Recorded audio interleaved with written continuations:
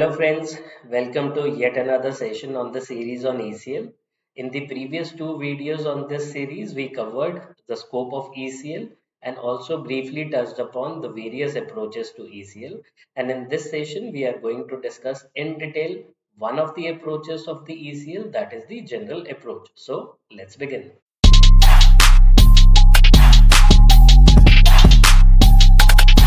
So friends, let us now discuss about the general approach. It is often referred to as the three-stage approach.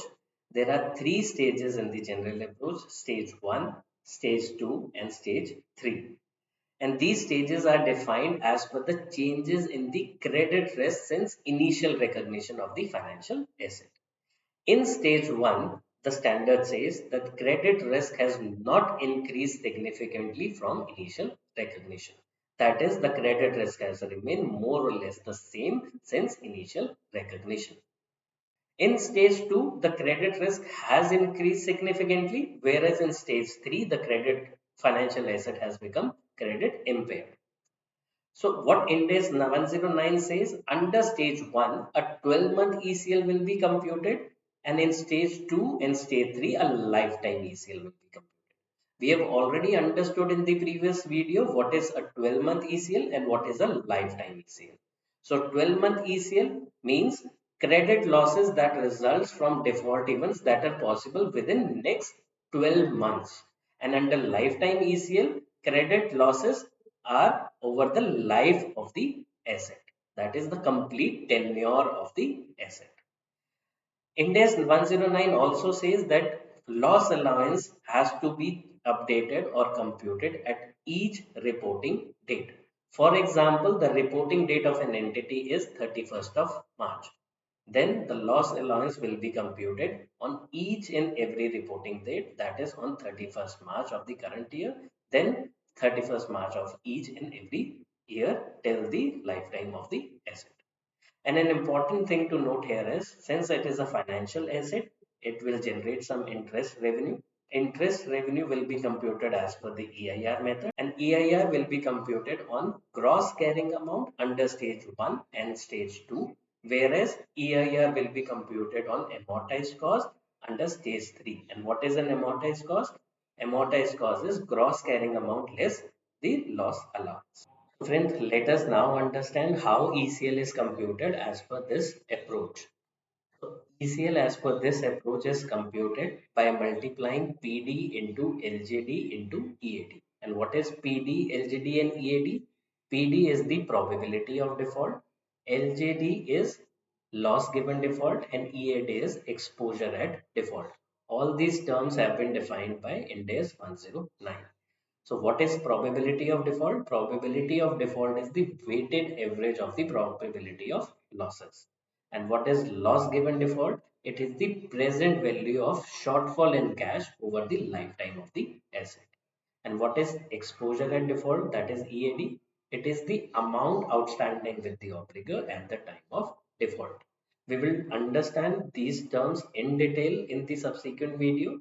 However, for the purpose of this session, we will keep it very simple and we will try to understand the ECL model with the help of an example. So let us now look at the example how the ECL is computed.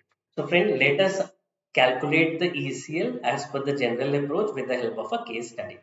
In this case study, RAM Limited has a 2-year loan receivable amounting to rupees 100 lakhs from a customer with a gross carrying amount of INR 50 lakhs each, payable in 2 annual installments, and the interest rate is 1%. That is, there is a 2-year loan receivable amounting to 100 lakhs. Then there are two installments, 2 annual installments for 50 lakhs each. At the reporting date, RAM Limited has assessed that there is no significant increase in credit risk from the initial recognition of loan receivable. As such, loan is classified under stage 1, and we have already understood that in stage 1, a 12-month ECL will be computed.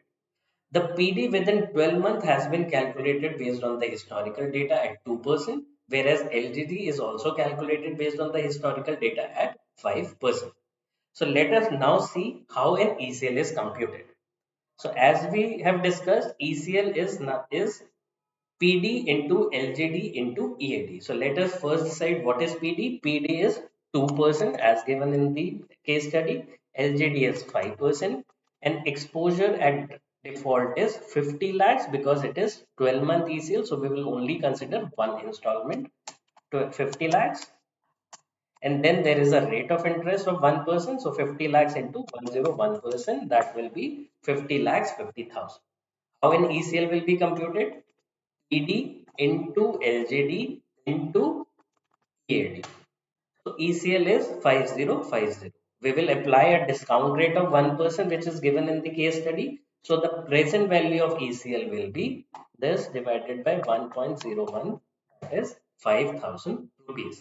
We will also consider a scenario 2, whereas we will see how an ECL is computed under stage 2. So friends, let us now have a look at scenario 2 where the loan has suffered a significant increase. So case study is same. RAM Limited has a 2-year loan receivable amounting to 100 lakh rupees with a 50 lakh installment every year, and interest rate is 1%. At the reporting date, RAM Limited has assessed that the loan has suffered a significant increase in credit risk from initial recognition. As such, the loan is classified under stage 2. And we have understood that under stage 2, a lifetime ECL will be calculated. In this case study, PD has been calculated at 5% within first 12 months and then 10% in the second 12 months. LGD has been calculated at 10% in the first 12 months and 20% in the second 12 months. So let us now see how our ECL is calculated. So since we have two annual installments of 50 lakhs each, 50 lakhs, and then there is a 1% interest rate. So EAD will be same in 2 years. ED is 5% and then 10% in second 12 months.